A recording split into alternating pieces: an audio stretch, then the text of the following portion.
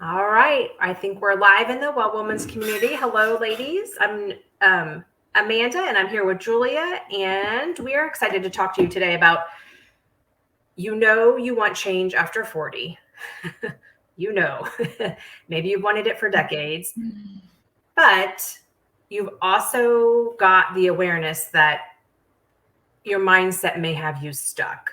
You've tried all of the things and you just keep wanting the same change.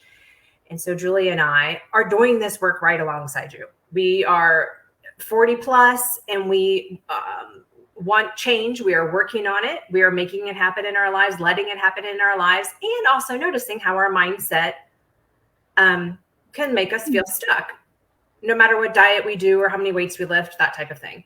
And in fact, we are happy to share with you all that we are both enrolled in the Biceps After Babies Coaching Academy, which is what makes it something special and different, is that not only are we learning how to support you all around being macro scientists and leveraging strength training to be amazing in your 40s, 50s, 60s, 70s, and beyond, but we're also really there because we are learning how to leverage the power of transformational coaching so that you can shift your mindset and have the change you want. And we just learned a very cool new skill. It's like a 5-question process that we wanted to do with each other to just use it. And we thought, why don't we share it with everyone in the community, because this is such a great tool. So Coach Jules, you met a couple of times through the group. She's actually helping write my workouts now. You've heard me share about that, and I'm loving it. And she shared an IGTV yesterday that leads really well into what we want to do here, where she said, she was talking about some emotions and mindset. And we both kind of put it together that our emotions are the linchpin. They're the key to this mindset work. I used to think my emotions were a weakness. And now I realize, nope, they're my GPS system. They're probably the most powerful tool I have used over the past 3 years to keep on this journey after 40 of just getting better and better and feeling happier and happier. And so, Julia, tell me if I'm right in how I say this, Julia. What I heard you say in your IGTV, and it is on your IG right now. It's one of the most recent posts. You guys can go and see her IGTV. And I also shared it to my stories. If you want to check it out, I'll put that in the comments so you can easily get to it. She said one of these strategies you can do to let yourself feel good no matter what and really use your emotions as your GPS to get your mindset unstuck is to notice the emotion. And Yes. right now we're kind of coming through the lens of like, notice the negative emotion or like the problem emotion kind of thing, and then acknowledge it and then shift it. Yes. You just notice what you're feeling in your body. And yeah, that will be negative emotion because that's the one that usually kind of draws our attention because there is something that we're trying to resist. So when you notice, instead of pushing it, just like that ball against the water. So if you push the ball against the water, as soon as you're done pushing, it's going to come up. So that's why it's really powerful to finally notice it. And then when you notice, acknowledge it, like, yes, that's what I'm feeling. And then if you can, it's going to come with practice. You're going to try to kind of trace it back a little bit and just see if you can understand like what thought preceded that emotion. Because our emotions don't just come like, oh, I'm an emotional being. We have all those different thoughts that going through our mind. And a lot of times we are on autopilot. And if we don't start to notice, don't have that practice, don't have that habit, then we just go in autopilot. And then maybe like you come home at night and you're like, I don't know, I feel yucky. Yeah. But you might be just driving or doing something or working. Notice like, oh, I feel it. Like, what was my thought? And then, yes, when you connect with that, it will be a little bit easier to shift because that negative emotion puts us in that negative state. And usually we don't like to be there for too long because like it to me doesn't feel good. I Well, want to get out of it. I love how you even pointed out, for those of us who aren't maybe as used to noticing emotions, you even pointed out that maybe you'll notice it in your physical body before you're like, oh, I'm feeling frustrated. You'll actually notice, oh, my shoulders are so tense. My neck is, and maybe that's coming from not just bad posture in front of the computer, but maybe it's because of all the stress of being at your in-laws or whatever it was. So you're. Yes, exactly. So like right now, it's one of the most requested body parts from my clients, my shoulders, my neck. And it's not like there is a lot of drastic changes they're doing in the physical body, but it's just, again, how we react to holiday, which happens every year. That's the thing. It's like we can stop the cycle and enjoy it as we cultivate that positive emotion, that positive state. Because, like I was using the example with Susie, she's always going to be there and she's always going to be annoying. You can focus on that, then you'll get that. But how can you notice, well, it's happening. I don't want that to be happening because I'm just tired of it. Like after she lives, I just have tension in my shoulders and I cannot sleep for a night. Like, is she really worth it? Right. Of that much trouble? Right. But see if you can just start shifting it, but you cannot shift something you don't notice, right? So that's where it really starts. That's why it's practice. And that's why you want to really take this time. So that when the Christmas comes, you'll be a little bit more prepared and you'll be a little bit more aware of your emotional GPS or sometimes body GPS. Like what just happened? I was fine 5 minutes ago, and now my shoulders are killing me, right? So there was some kind of emotion, and we putting it here. So yeah, and then you just try to change your thought, like thought processing. Just like I was using an example with Aunt Susie, like you can just start focusing. If Aunt Susie came, that means she's gonna leave. Exactly. Thank God she doesn't stay with you. Well, that's what it sounded like. Yeah. You walked in that post, you were saying like your way of shifting is kind of, you were essentially seeming to go through these 5 questions that we just learned in the Transformational Coaching Academy to shift the emotion. So maybe we could really quick give that example and then we can talk about it somewhat like less obvious example, but I think it's really powerful to talk about that. Sometimes even our mindset is not really stuck on weight loss. It's stuck on something else. So, but in the Aunt Susie example, or just the Christmas example, like, do we want to just throw out the holidays altogether? No. So instead of suffering through the holiday and suffering through Aunt Susie and throwing her out altogether, instead we can go inside and do this inside work and change our reaction and our perception and control ourselves, because that's the only thing we can really control, unless we want to just go be a hermit and not participate in the holidays. So identify the emotion. So you notice maybe at the holiday party or whatever, you already know before she gets there, she's a little annoying, and you also notice in your body the stress. So that is the first step to that shifting process, is just noticing the emotion. And then trying to identify the thought that came before it is the second step. So maybe with our relatives, some of us were already thinking like, they're going to criticize me. They're going to disapprove of me. We don't have much in common. Lots of thoughts came that led to that negative feeling and the stress in the body. And all you have to do is notice the thoughts. It's not like we have to fix them right away. Just say what they are. And then the third step we learned was to declare what's a lie about that. So we could say maybe like, well, I don't know if Aunt Susie really disapproves of me. She's never really said it to my face. I don't really know that she'll pull the same shenanigans this year. It could be better. And then our fourth thing was, after you declare what's a lie, we were supposed to try then identify what could be the truth that would feel better. And I love what you said. It could be as simple as, she's going to leave.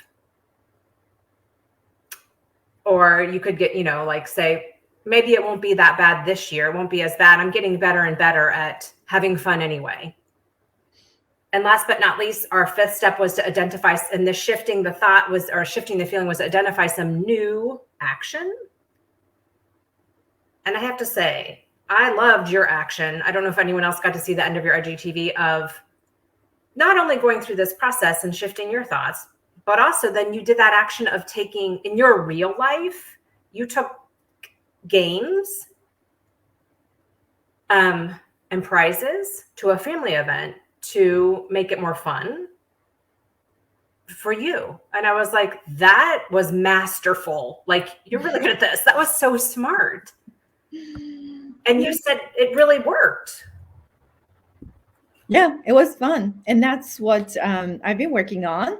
And that's what I was asking you to coach me by using this model today. So that's why when we had conversations prior to this, and Amanda was also helping me with this stuckness. So yeah, and that's why, because I think I was focusing on it now, like trying to shift. That's what I thought.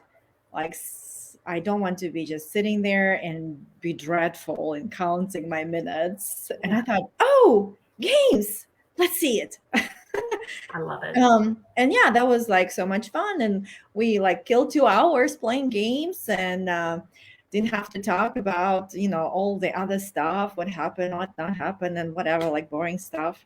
But we had games and everybody came out with this like fun personalities and they loved the prizes, and the prizes were all like very little things, but they were all different. Everybody had to say, oh, look what I got. And it's like being like kids again. And when you have that spirit, obviously things are much more light and much more fun and more interesting. And you go to bed and you feel like, oh, that was kind of like fun. And yes, even though it took 2 hours and the other hours were other things, but it's a process. Well, and there you got to have fun. It was all about you. You didn't have to fix Aunt Susie. You didn't have to have it happen that she got sick and couldn't come. Like I'm not saying it's your real Aunt Susie. This is all theory. No one in Julia's family get offended. But you can see what we're talking about here with this way Julia had been working on shifting her thoughts by noticing negative emotion in the body or in her feelings. She came to this amazing new action without anyone else having to change. You didn't have to control anyone outside of you, which to me as a mom is really awesome, because I think there could have been so many times over the past few years trying to be well after 40 with the pandemic when I could have just thrown up my hands and said, I can't do it because my kids, or I can't do it because of my husband, I can't do it because they don't have school. But yeah, and that's what I wanted to really comment to what you said. Yes, I was in control because I took the power in my hands, because it was me who was feeling that way and not them. Right. They even hadn't had any idea how they were affecting me, because I wasn't vocal about it. And I could sit and be quiet and just, go along as I've always done. Or I decided to took power in my hands, be in control of how I felt and wanted to feel. It's just like I was reaching for that positive emotion that really helps me. Right. And that's the thing, because they say, like, when you change, the world around you changes, right? Yes. And that's exactly what happened. So I changed. I came with that. They were all, nice, easygoing, receptive people, and they also had fun. So, and they were collecting their prizes, and it's like, yeah. But really, I wasn't even thinking about them. I was selfish. I was focusing on me and my positive emotion. But guess who benefited from that the most? And guess, do you think that they had more fun seeing me smiling as well and laughing instead of being right? So it's I think, like, sometimes we as women feel like being selfish is a bad thing, but really this is where everything starts when you go with good intentions, right? So obviously, like, if I go with bad intentions, it can be a completely different experience. Right. Yeah. Yeah, I love it. I couldn't agree more. And it is just like you said, it's so this so with so many things we talk about in this group, with the macros, with the weight lifting, with having rest days, not over exercising. So much of this is counterintuitive and hard to believe. It's hard to hear someone tell you, please be selfish, be more selfish. It's kind of like when we tell people you got to eat more. It's just hard to hear, but it's true. And your intention is that when you're full of self-love, then it just like spews out onto everybody else. And then you have enough energy to love everybody else. You can't get sick enough to help someone get well. You can't get poor enough to help someone get rich. You can't get mad enough to help someone be happy. Like, that's not how it works. It's way more effective to be happier and feel like really selfish. And so let's get into, we use your time wisely and everyone's time wisely. Let's get into shifting those 5 questions towards your piece of the puzzle you said you've been working on. And me too, I'm right there along with you on this, because I've seen the power of it. I'm working on having more fun. And I would guess a lot of you who come to this Well Women's community or even to this training thought, well, wait a minute, I thought we were talking about how to change after 40. I want to lose weight.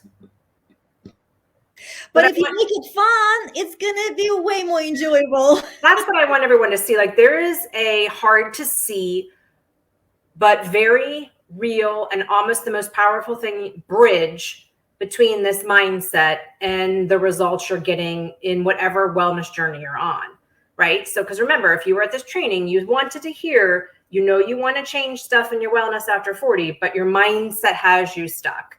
So we're not going to address right now, like, well, what's the problem about weight loss, or what's the problem about hormones? We're going to go back to what if Julia's problem or what she wants to work on is having more fun, and just walk through these 5 questions with her on this and see what we're saying here.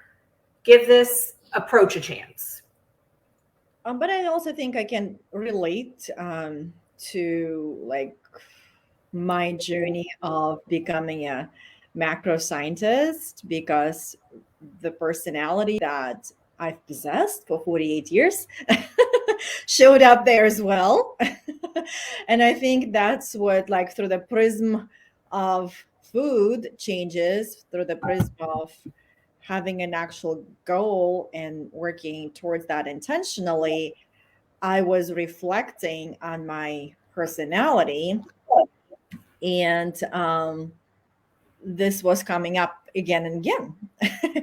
And I think this is where I get stuck. And I was like very close on the verge of like just breaking it down and be done.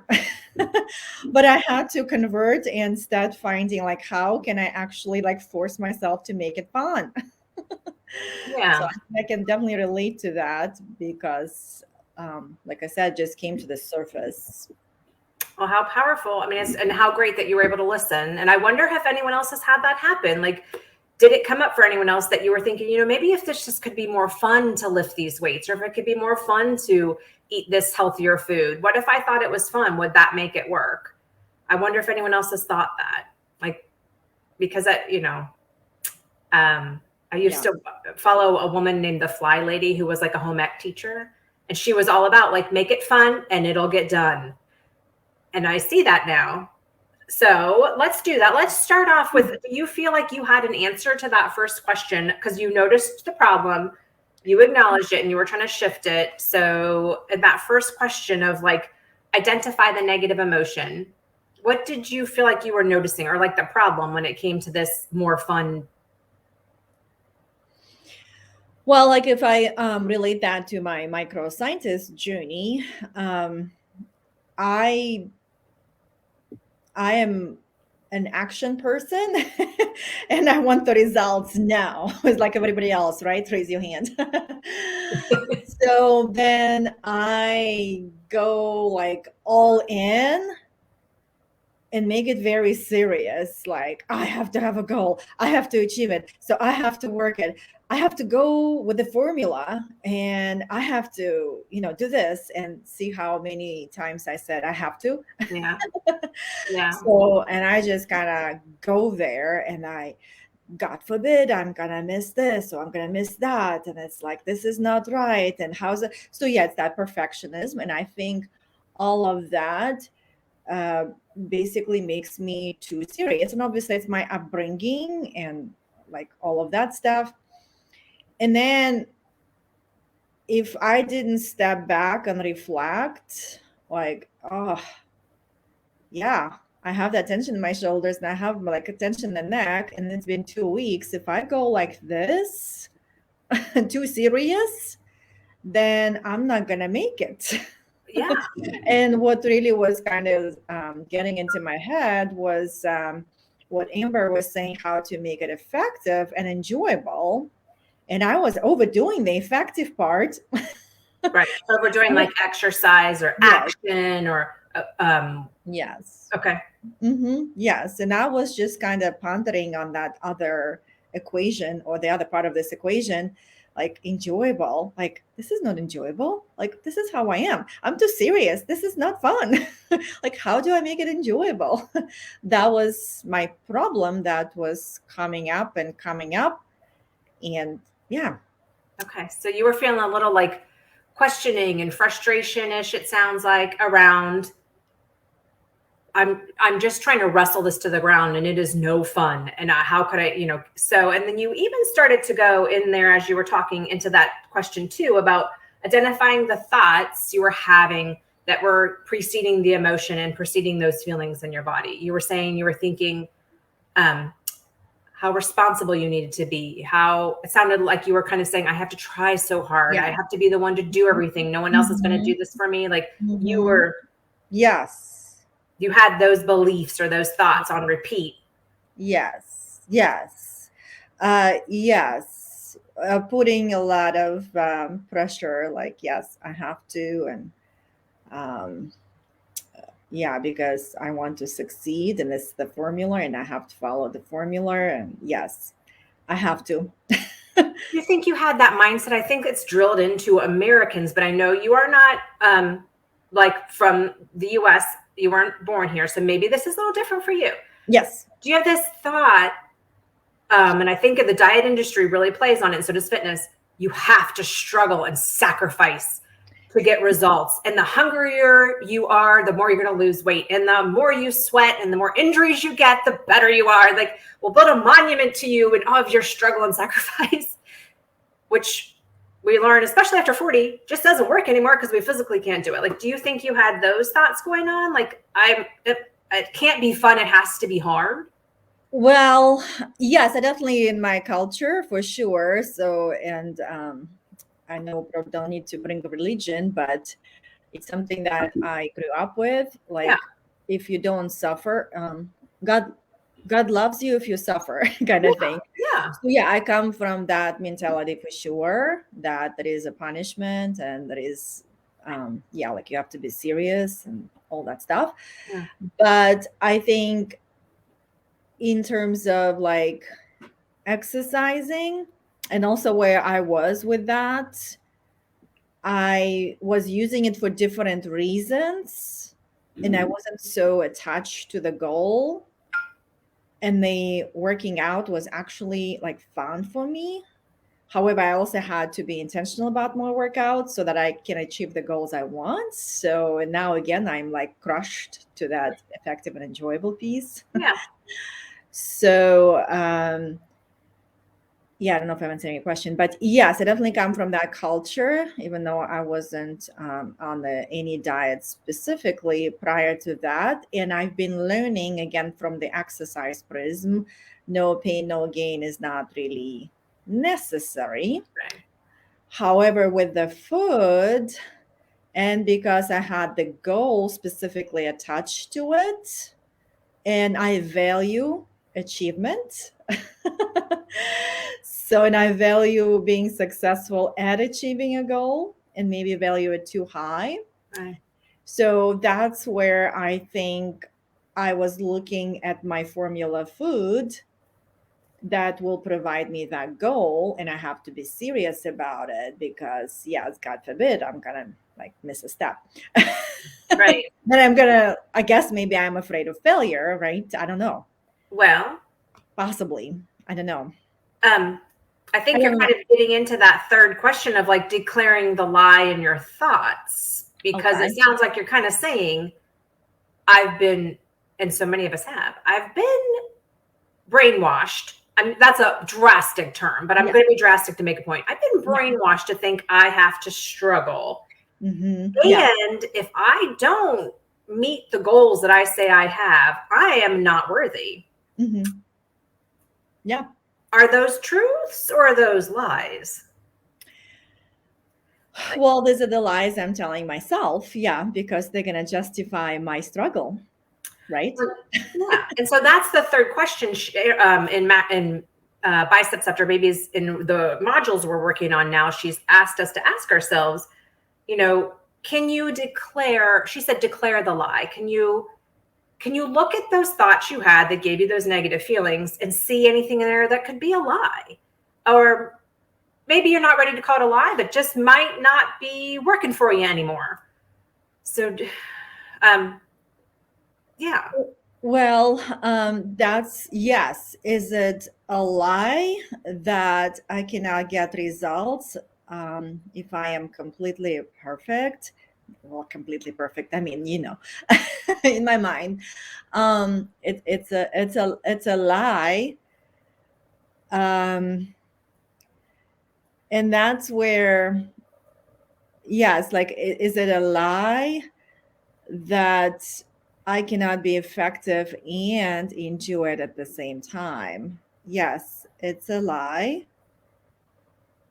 Um, but I think when you got stuck on all of that, and then finally I allowed myself to pay attention, to notice and acknowledge, I realized that I don't want to go like this, and I want this to be my lifestyle that I can go back to and use it for different goals or throughout the lifestyle. I realized that I have to learn. Well, I have to. It will be nice for me to learn how to make this process also enjoyable. Yeah. So that's why it was a lie at I guess it was the truth I believed in till the point I realized that I want to make that my lifestyle. And yeah, the lifestyle that shouldn't be like that stressful. I like how you put that, because I think for some of us it might be hard to hear declaring something we used to believe a lie, because we think it enough that it becomes a belief. We get pretty attached to that. It's hard to then say, "Oh, I was lying to myself." But what do you, before we go on to the fourth piece of the puzzle, where we say, "Well, if that's a lie, then what's the truth, and how do you feel with that new truth? How does it make you feel?" Before that, do you feel like I wonder this for myself, so you don't even have to answer, but I just wonder at this step, if we're willing to say, okay, it was a lie that I have to work really hard to get results. It's a lie that I can't have fun and have effectiveness. For me, I'm still working on, it's a lie that I am not a failure if I fail to get to the goal. Like, I still have some trepidation about that. I'm like, this is all nice and good, but what if I don't lose the weight? What if I don't have more muscle? What if I just started gaining weight and wouldn't stop? What if all these things that were failures? Am I still going to believe that I am worthy no matter what? That is a piece of the puzzle for me for the future to keep working on, because to me that's a really Yeah. Well, that's no, I can relate. Yes, especially like you have that, or I have that attachment to the end goal. But I think what I've learned from Amber recently, and also from I think my experience more through movement and body exploration, and I think that also very prevalent, like in social media, because for example, like they'll tell you, do the squat only this way. yeah. Or we like say, okay, macros is the way, right? However, there are so many individual individual characteristics about everyone's body that comes from their bone shape, from their mobility, from their movement experience. And I used to be like that rigid coach, and Mhm. I was trying to put everybody under the standards of the squat Mhm. until I learned better and I started to realize, and also just watching people, like I know, like this person is never going to have the feet like close together in that squat. They just don't have that structure. Doesn't mean they're going to be avoiding the squat and then hate me because I'm never making them to do a squat. Right. um, so that's how I kind of learned that, oh my God, there are so many variations, just like there are so many roads to Rome, right? Right.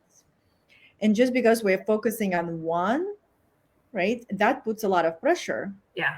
And especially, but again, like that macro scientist had, that's where I think it comes handy because I also have natural curiosity. And I can look at it like, well, yes, that didn't work. Or you can reevaluate your data. You can try it again in a different way, or perhaps, do some other kind of reasoning that by that time you'll know. So that's why I think I've passed that Yeah. pressure on myself. And I try to look at it like I'm going to focus on what I want, but not focusing on what I think will cause what I want. Mhm. Mhm. And macros is just one part of it, right? Which is an important part. And again, there are so many little variations of it, just like with that squatting. Like you can still have a 70-year-old woman squat, but give her a chair, raise it up. Right. So before, other steps will happen. Um, so yeah, that's why I think if I maintain the attitude of being curious, like really, truly, truly curious, then, look at Edison. It took him so many attempts. Would we call him a failure? Right. But he just had to choose another road to Rome to finally get to what he wanted, but not making an assumption that this one thing is going to cause what you think you want. Right. Right. So that's kind of my mental breakthrough recently. That's huge to me because I think that underlies so many of our mindset stuckness is we're like, well, what if we try this and it doesn't work? And it does that mean we're a failure? Like, does the fail, what if I never get to the goal? And so then we don't even try. But I love that it sounds like you then shifted to that fourth. This is kind of going away from your exact example, but in that situation, you were saying, okay, it's a lie that there's only one way to succeed.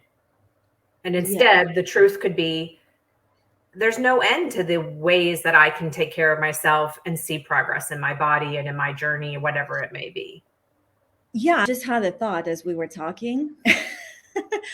Because now when you look at it like this, and that just expands the whole universe, Yeah, that becomes so much more fun. it does. It's like you never kind of like stop the process. And Mhm. then it's like I just had that feeling that my attachment to the goal, let's say through this experience I'm doing now, is not that important Yeah. because it's like, oh, that means I have to learn something else. Isn't that fun? Yeah. And again, like learning, that's what I value. Right. And that's what's fun to me, especially if I learn about something I like, not like, geometry. So, but if I'm learning about something I like, and that fires me up, that's fun to me. So, yeah. And that's kind of like, oh, this didn't work. Well, let me reevaluate this. What if I, like, for example, going back to my scientific experience with macros. So, and I talked to you about that. So I appreciate your support. So I was doing, seriously, serious for like 6 weeks. And then on the week 7 and 8, I was just kind of like, oh, I don't know. I should, I could, what the. And then I was still thinking, like, how can I make this enjoyable? And then I decided, okay, I'm going to stick for 2 more weeks and I'm going to let myself off the hook a little bit Mhm. and find that sense of opportunity and just try to do things a little bit differently and actually like start recording my macro, like pre-logging Okay. with the pleasure treat in mind. I like And that. I'm not like, super attached to some kind of, like, again, it's my culture and where I'm coming from. But like, for example, I was missing my nuts. Right. So, and I was like, okay, Amanda, stop posting those pictures. Right. This is when Julia's in a cut and I'm in maintenance, so I Yeah. have a lot more calories to eat than she does. Yeah. And I learned about, fat, especially in the cut. So then I was like, wouldn't be fun if I start my pre-logging with some kind of fun. I'm going to call it fun for me, even Yeah. if it's just nuts or whatever. Right. So yeah, I kind of started doing that. And then also, like, I had a few days that I went over the calories and I was just like, well, let's just see what happens. Let's see how my body reacts over the week, because it's just the average weight, right? So like, Right. what's the scientist in me? Let's just like get yourself off the hook, because I was like feeling dragging energy and I still wanted to like go, egoistically wanted to go for 2 more weeks. Right. That's why I allowed myself to have a little bit more fun for those 2 weeks. That's And so guess good. what? It worked. But that's what I was going to say. Look, you did it. Like you did it. That would talk about making it fun and effective. You did, what a Yeah. good strategy. Yeah. And that also kind of helped me release a little bit of attachment, because I was really trying to approach it with curiosity. Like, okay, what if I'm going to mess it up? My formula here. And just see what happens. Um, and it worked. I Yeah. mean, I just kept collecting my data and I got to like still my, 1 pound a week thing, and I was fine. I was Well, like, okay, well, I'm glad I did it. So that's like you did exactly what this process was asking us to do. You kind of like felt the like I'm a little burnt out in week 7 of my cut. You thought about it. Well, it's because I'm not getting my fats. You kind of said, well, maybe it's a lie that I just have to cut fats and can't prioritize them. And you figured out a truth and you tried it out. You took a new action of putting the fats in the log first, and then it worked. Like you finished your cut. mhm. It was fun and effective. That's amazing.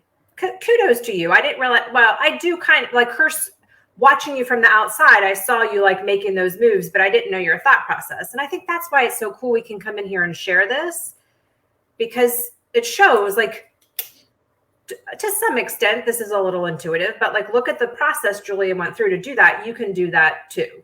Like we don't have to be born with a magical mindset, and some of us have this and some of us don't. We can make it really concrete and follow a formula and have success.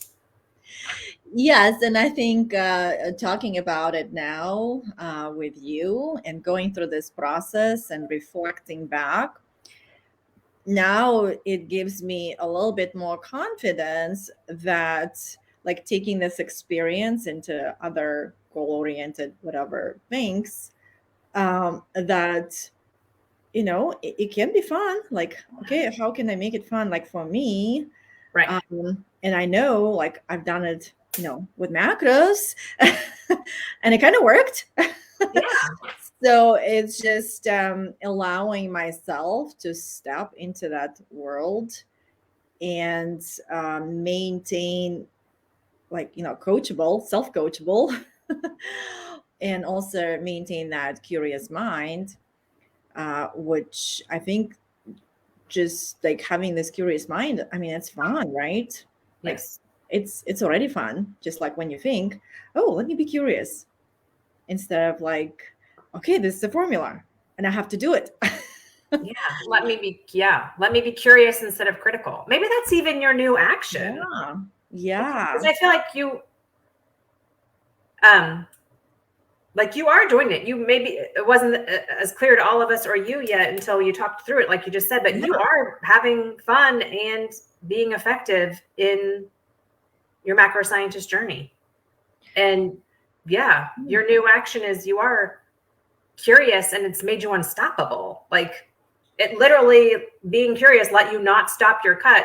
Even no, not that I'm saying, oh, we should cut for the time we set no matter what, but you found a great, fun, curious way to make it doable. Like you weren't white knuckling it, as we kind of, I don't know if that term makes sense to everybody else, but you weren't like torturing yourself. You found a way to make it fun by having the treats that are fun to you. Yeah. So now it's just again noticing it, acknowledging and shifting and practicing it. But I think I am training those muscles because now I'm really in tune when I feel that energy feeling coming up. I kind of ask myself, okay, so where am I restricting? Like, where am I serious again? So yeah. And then I'm just like, okay, let it go. Like, I don't have to. I can do this later because I'm like miss responsibility. So it's a lie that you have to be responsible and Yeah. always perfect and never give up on anything. It's a lie that you have to follow the formula and nothing else will work. And Yeah. you're saying you're starting to see that not just in your macro scientist journey, but in like your overall life. Yeah, it's definitely a process. Yeah, but that's like what you just pointed out was so great about this is that that's fun. Like, isn't it fun that you're becoming that and that's happening for you in your life? And it's fun. Yes. Yeah, I am definitely wanting to see more fun, Julia, and becoming a part of my identity. Yes, for sure. Yeah. We kind of sidetracked, which is totally fine. Like we kind of wanted people to see that, but we kind of went off of you're declaring the lie. And if that's the lie, what's the truth and the action? We kind of went into macro scientist land. So do you feel like you have for your just general having more fun and being less serious in life that you've declared the lie about that and said, if that's a lie, then the truth is this, and then I'll have a new action? Well, yes, my new. So you're asking my steps for Yeah. future. Because I know that's when it gets hard to me is when it's not just about the specific food or exercise or anything. You're talking about just generally more fun in life. Yes, and I think like we had a prior talk, and what you also mentioned that like being okay with your own fun, what's fun to me, and call it fun, and intentional, like intentionally own that fun because it's Julia's fun. Okay. I think that's where I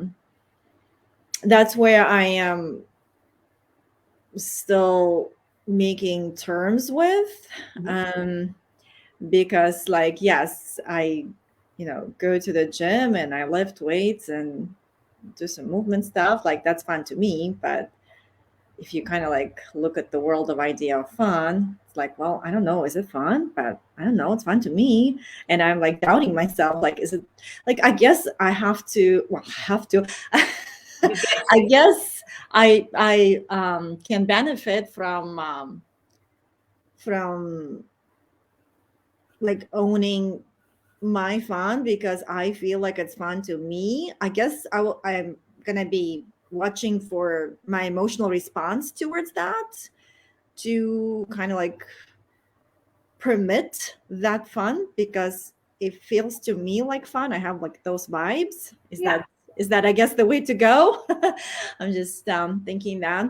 Yeah. Or like we were talking about, like, yeah, I like learning some stuff and like that's fun to me. I guess I'll just check in with my emotions in the body, like, yeah, like I'm reading this book about this movement stuff, but it makes me feel so good.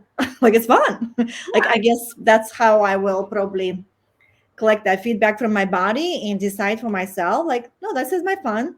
Like, yeah, I'm not gonna go drinking. Yeah. And since I am coming from different country and I don't like have, girlfriends from high school or college or whatever, like I don't have that temptation. Um, if you want to be my girlfriend, fine. I will welcome you. So like I guess I don't have kind of like, that fun.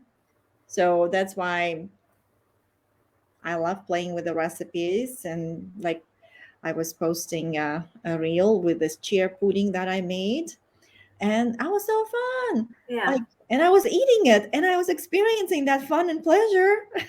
But if like I don't know, if I tell somebody like, oh, it was so fun to make that chia pudding and it took me 5 minutes, they'll be like looking at me. But it's my fun.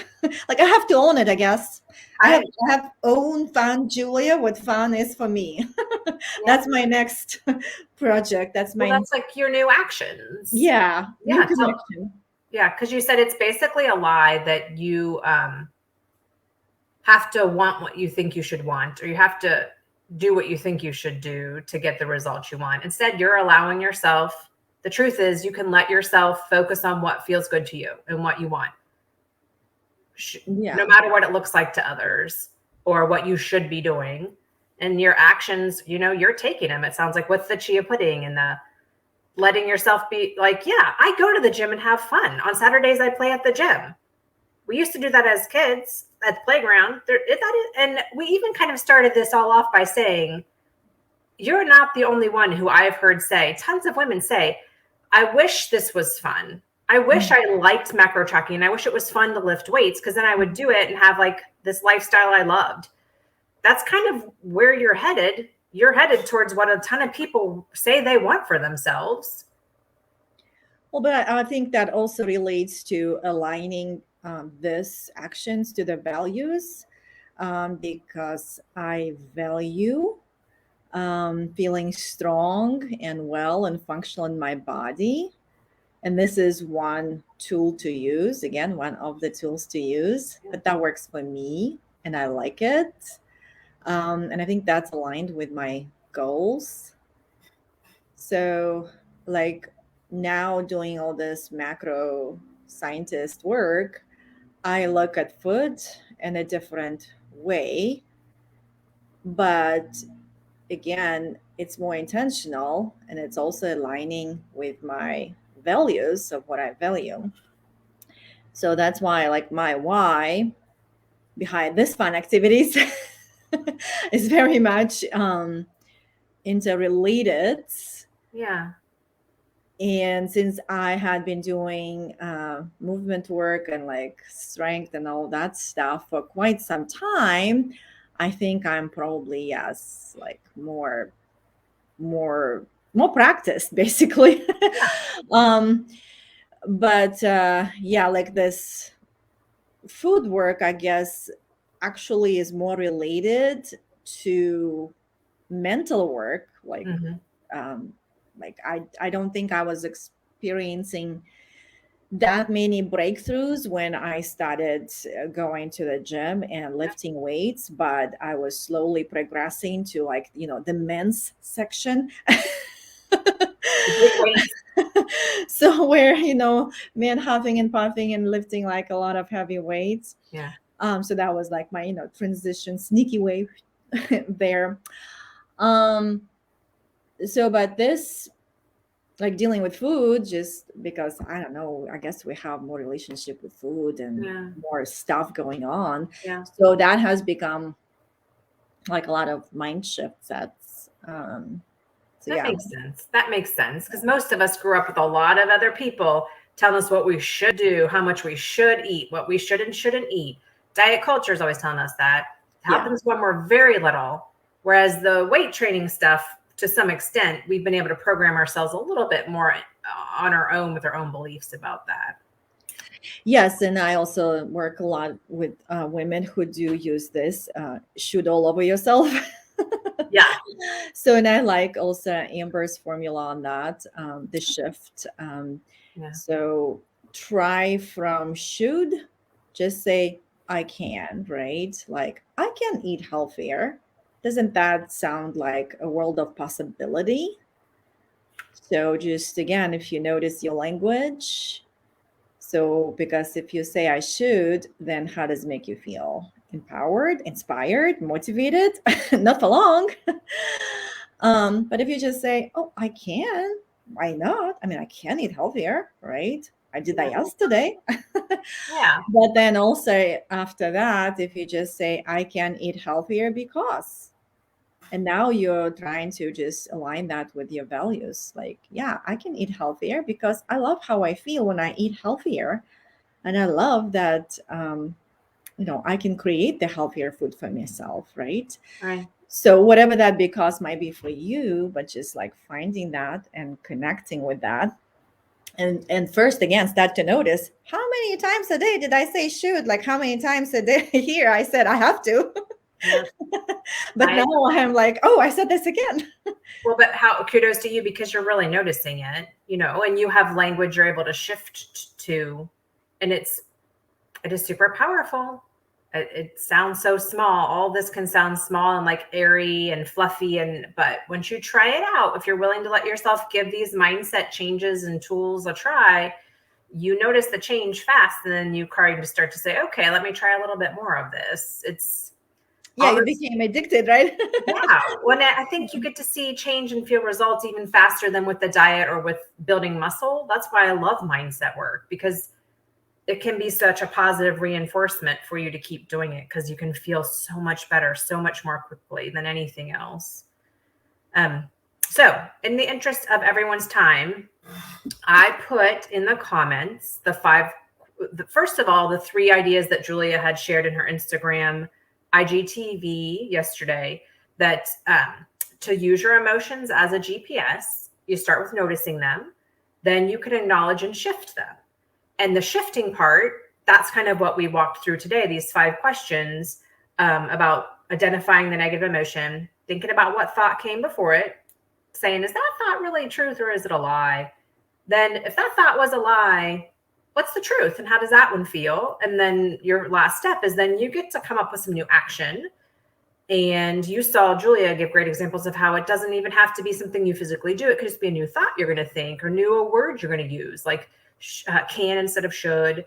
And these, within 10 minutes, if you sat down with your journal and gave this a little bit of a go, you could have a huge feeling result in your mind and in your body. Yeah, and let me just maybe quickly summarize that with my example. Let's see if we can make it quick. So the problem, I cannot have fun while I'm in the cut. So the question number 2, is it a lie? Right? Well, I can ask myself, is it the truth? Well, is it really true that I cannot have fun while in a cut? I'm declaring the lie. Right. No, I can have fun while in a cut. And what my steps are? Well, for me, I took the steps in the last 2 weeks of my cut and I made it fun for that expansion of my mind. um, and it worked. Yeah. So that's kind of the short summary, right? Did I go through the steps? You did. And I think how it's like you just put it in a 1-minute nutshell, but that's so powerful that you just proved you can have a fun, effective cut, which is like a magic unicorn. I mean, that's what so many women and even guys are saying.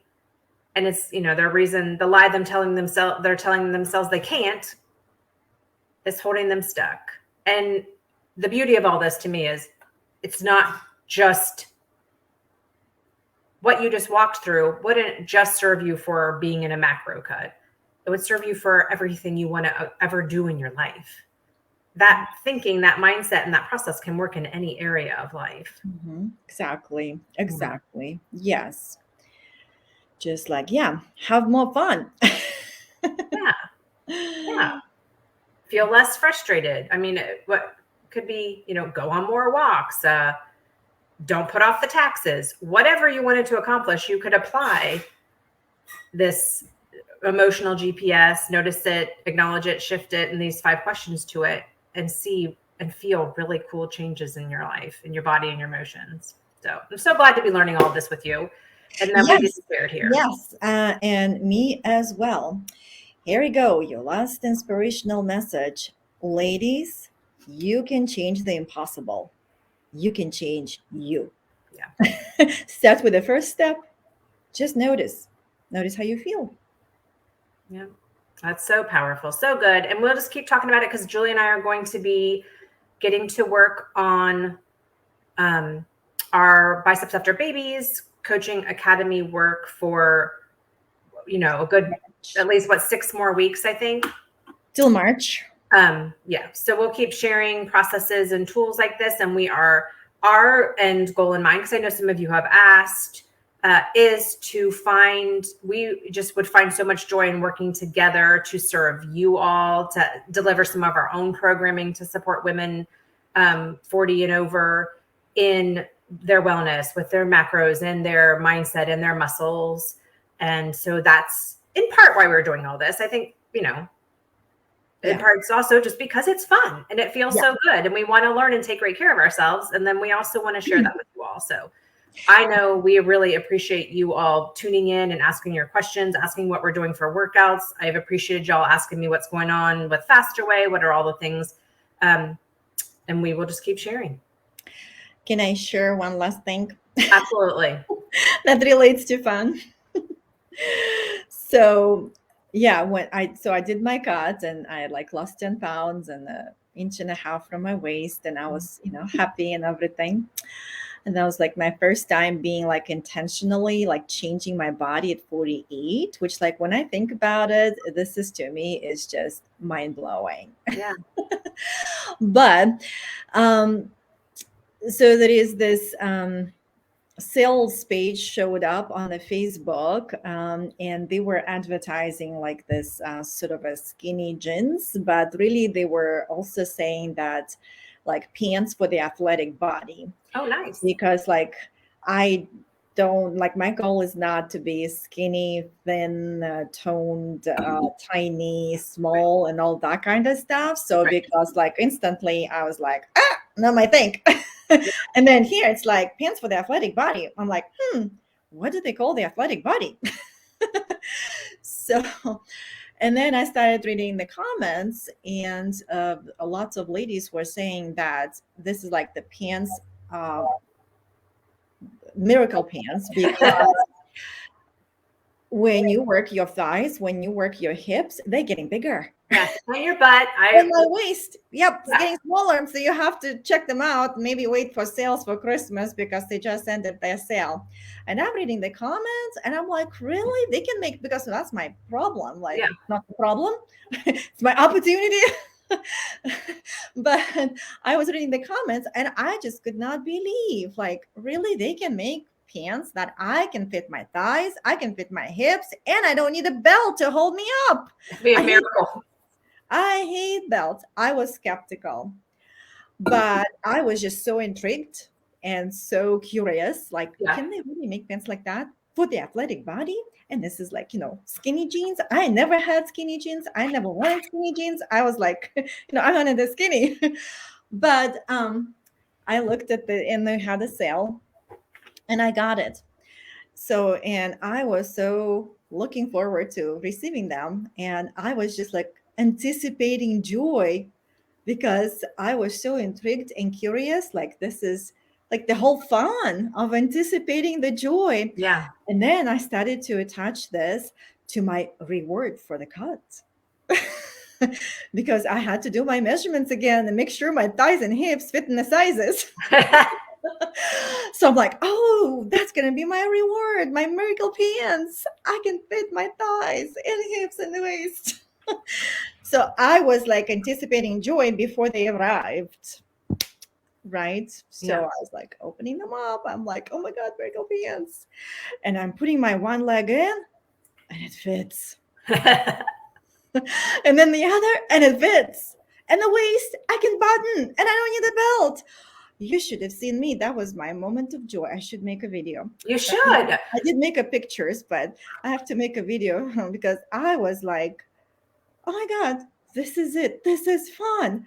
I have the pants where everything fits and they feel so good. They're called chino. I didn't get the jeans.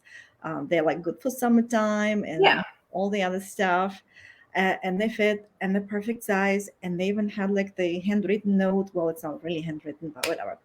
So yeah, that was like, I don't know. That was like the ending, not the ending, but the beginning of the end of my joyful moment. And this is kind of all came together. And I was able to share and express joy. And now every woman I tell about it, they're like, oh, I need pants like that. That's my problem too. Yeah. That's what I'm I'm saying. like, I should be their saleswoman now. But yeah, and I'll make a post on my thing, but it's called Barbell Apparel. Okay. I'll put it in and the comments. they had a sales, but they might have another one for Christmas. So I guess they were like $50 off. But the pants like this exist. And I felt like that was, a nice, joyful reward. Definitely confirmed my joy and fun. And I never owned skinny pants. Here we go. But they're really pants for the athletic body. I like it like this. And that's the post I'm going to make. I already made the thing there. But How anyway, funny. that was my joy because like I'm still talking about them. Well, they're fun, effective pants. Yes. They're both fun and effective.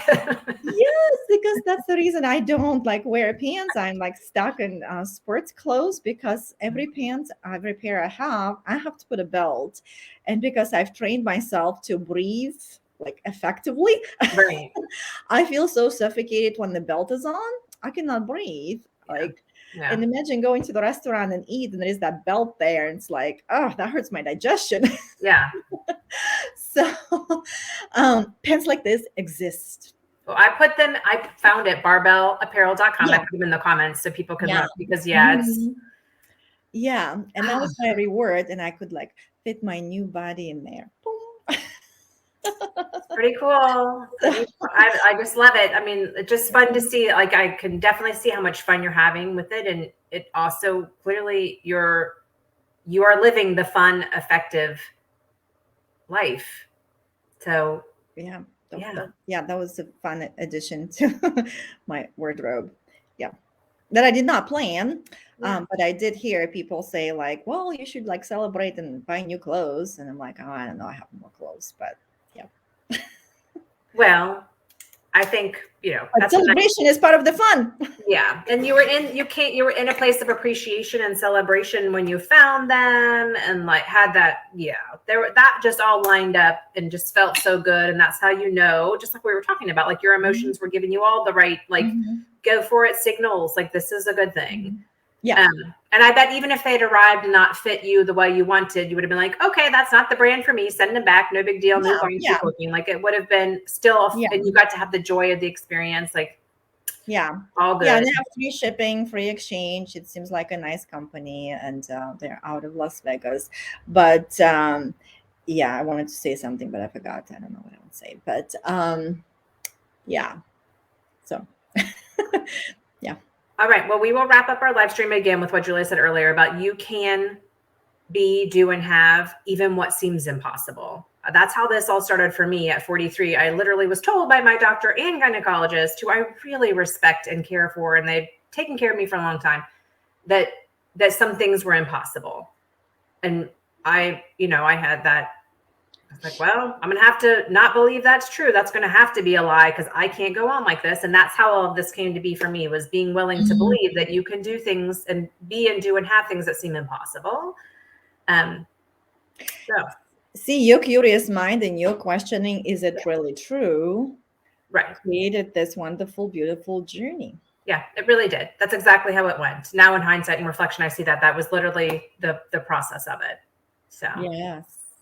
All right. So I hope everybody will let themselves ask, are some of your beliefs or some of those negative emotions maybe a lie, maybe not working for you anymore, and just try out the questions that we put into the comments and see what happens for you today or when you're ready. Exactly, because the power is in your application of the knowledge. Yeah. Yes. True. All right. And we'll be back soon with more for you all. All right. Have a wonderful day, ladies. Let's